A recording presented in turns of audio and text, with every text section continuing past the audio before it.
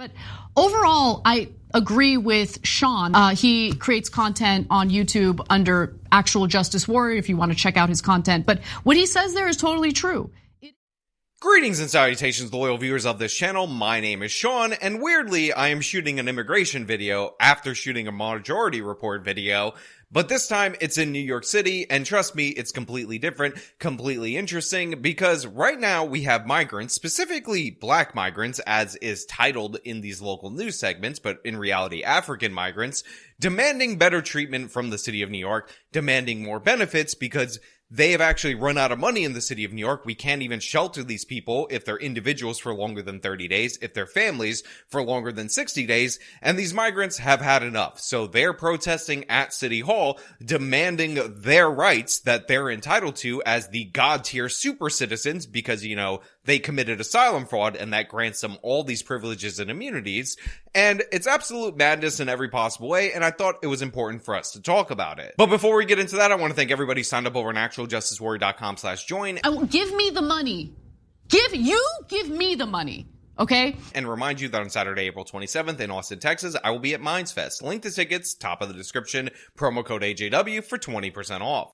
Today, hundreds of black migrants, many from African countries, showed up at City Hall demanding better treatment. They say they just want a job and basic shelter. And Chopper 2 was overhead this afternoon, showing a large group outside City Hall just how many people this issue is impacting. The steps of City Hall also packed. CBS 2's John Diaz reports now on the changes that they're calling for. So as you can see, these are a lot of migrants that are protesting at City Hall, demanding that they have the right to work in the United States of America, that those things should just be granted to them. And I will point out that if they would have came here under a legal, non-asylum fraud system, they would actually be able to work if they came here under a work visa. But instead, a bunch of these people have decided to fraudulently claim asylum. They decided to go in through the southern border. And if you guys are a little bit confused, the southern border is not Africa. Just so you know. So they passed through a bunch of different countries while claiming asylum, which is a clear and obvious instance of fraud. And now, when they got to New York City, where they were promised all these privileges and immunities, they found out that New York City doesn't have unlimited resources. So a lot of these people have been living in Central Park, which, by the way, means they're ruining Central Park. And we actually have some on-the-ground reporting from Ashley St. Clair and Savannah Hernandez. They're both friends of the channel. I will throw their links in the description. And you can see through the images and videos that they put out that these people, they're taking over everything. All right, guys, this is Savannah Hernandez in front of City Hall in New York. And as you guys can see, I am surrounded right now by hundreds of illegal immigrants from New Guinea and also from Haiti, all right? So majority single men from Africa. And I want to take you guys around what this park looks like, and more importantly, what every single park in New York is starting to look like. Just yesterday, I was in the East Village area, and there were two children's parks right next to a church that the city is currently using to house single males. So children are playing right next to this. More importantly, the city of New York has spent $2 billion at this point on this crisis. They said that through 2025, they're going to try to spend $12 billion because that's what it's going to take to sustain all of these people. Now, I will point out in one of these images, you actually see Ashley St. Clair point out that you have 7.2 million people who have entered the country illegally under the Biden administration. Now, I'm not sure if this is total encounters plus getaways or just encounters at the border. I will check on that a little bit later. But yeah, this is obviously a problem. We have a flood of people entering this country. But the huge problem is that the overwhelming majority of them are committing fraud in our asylum system. And by the way, this is something that President Joe Biden, as candidate Joe Biden, expressly asked for. He told these people to surge to the border. I would, in fact, make sure that we immediately surge to the border. All those people are seeking asylum. They deserve to be heard. That's who we are. We're a nation that says if you want to flee and you're fleeing oppression, you should come. Because back then, it was in vogue to call Trump an evil white racist for pointing out that a lot of these people are starting to abuse the asylum system, but they're not applying for asylum in all these different various countries that they stop in on their way to the United States of America. Every migrant we spoke with has something in common. They want to work. Right now, they're trying to cut through all the red tape that's stopping them, asking local leaders to put pressure on Washington, D.C. to make a change. Now, the migrants are demanding that the New York City government put pressure on Washington, D.C. in order to authorize their ability to work earlier. And again, I will just point out that I don't have a problem in general with economic migrants coming through the legal way, but it is very important for you to understand that these are not people who are identifying themselves as economic migrants because there are different restrictions and rules that apply to them. They decided to flood the asylum system, and now they're mad that the rules of the system that they're defrauding prohibits them from working for a certain period of time. But worse, they actually want the Biden administration to accelerate their work process so that they can get jobs. But the problem with that is that will incentivize more and more people to flood the border and overwhelm the asylum system. And again, I just want to point out that not only is this a disaster for people who are actually citizens in the United States of America, but it's also a disaster for legitimate asylum seekers. Like, imagine if you're actually fleeing legitimate political persecution, if you actually don't have any other viable options but the United States of America. Well, you're being grouped together by a bunch of these scammers who are doing sham marriages, as we've covered before, and all these other things to make themselves seem more sympathetic to the asylum courts, when in reality, in actuality, through their actions, they have proven that they're economic migrants. Now, I don't want these people here not working. I don't want these people here mooching off the taxpayer, but the solution of just giving them working papers and hoping everything will work out is not a solution at all. In fact,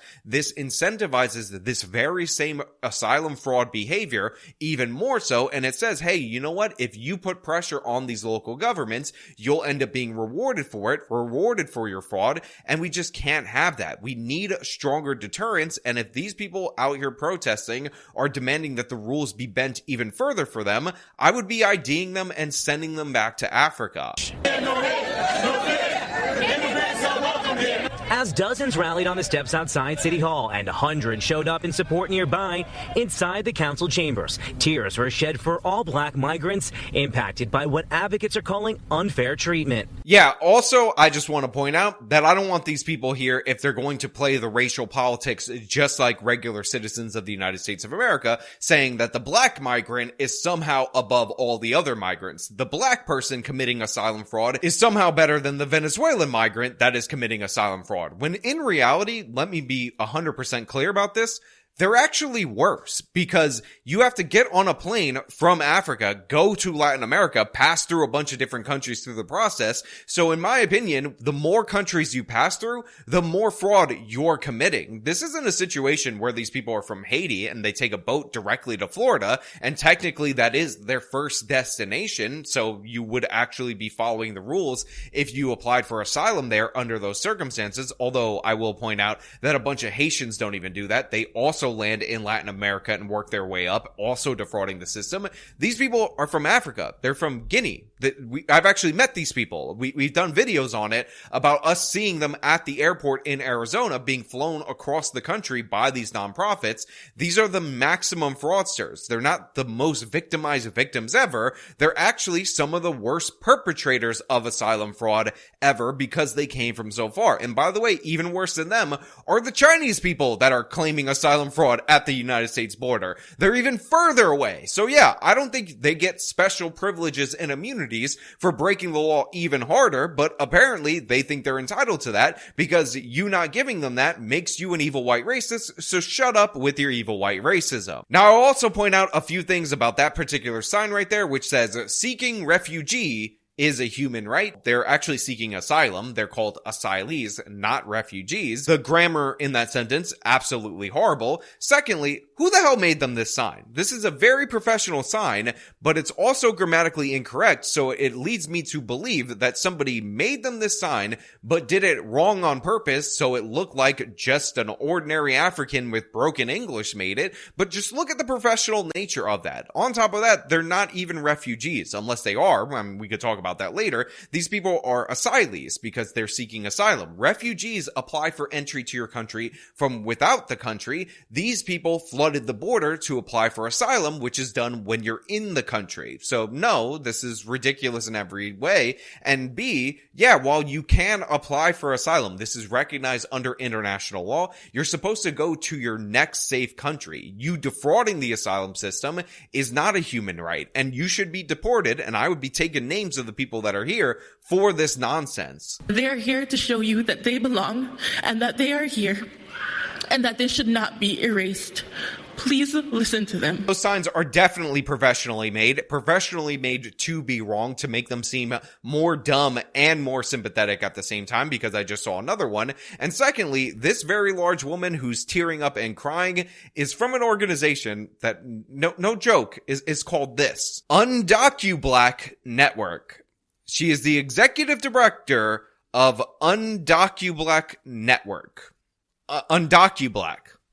Get it? It's like undocumented, but with black at the same time, in case you can't understand where they're going with this. So this woman heads up an organization, let's be clear about this, that is racializing the asylum fraud issue in the United States of America, claiming extraordinary additional victimization for black people that are defrauding the system in the United States of America. Again, if you have African passports when you show up to the border to claim asylum, you should be deported immediately. You shouldn't even be deported. You should be denied entry, because the number of countries that you have to pass through and then you're claiming asylum is so asinine. It's so numerous. You could have had so many different options that we can't tolerate this. We have already a bunch of people from Latin America passing through a bunch of different countries on their way to the US border, that we can't accept additional people from Africa. We can't accept additional people from Asia, from across the world, in order to do this. This is just madness in every possible way. And we definitely don't need the executive director of UndocuBlack trying to guilt us, trying to say, oh my God, you evil white racism with your white guilt. You need to let these people in, because even though they're committing asylum fraud, they're black while doing it. And that they should not be erased. Please listen to them. I honestly absolutely hate leftist language. I despise it. They should not be erased. Nobody's erasing them. We're trying to get them back to their home country. Get on a plane, hop on, and fly. I'll even fly them first class. I don't give a damn. And go back to your home country. You can't commit asylum fraud here. You can't erase the fact that they committed asylum fraud here. Tuesday, City Council members held its first hearing to learn more about the experiences black migrants have been going through in New York. Black migrants have reported verbal and physical abuse due to the color of their skin. No, absolutely not. We're not doing this. We are not having this situation arise in the United States of America. Listen, I got no problem with Africans, right? I've never been wronged by a legitimate African in my entire life. It's never happened. I got no issue with them. Got no issue with Asian people. Got no issue with Chinese people. In fact, I lived in a Chinese neighborhood for an extended period of my life. Very lovely people. But you can't defraud the asylum system. And no, on top of that, you're not able to do the racial politics thing and talk about how, oh my God, the evil white racists with their evil white racism.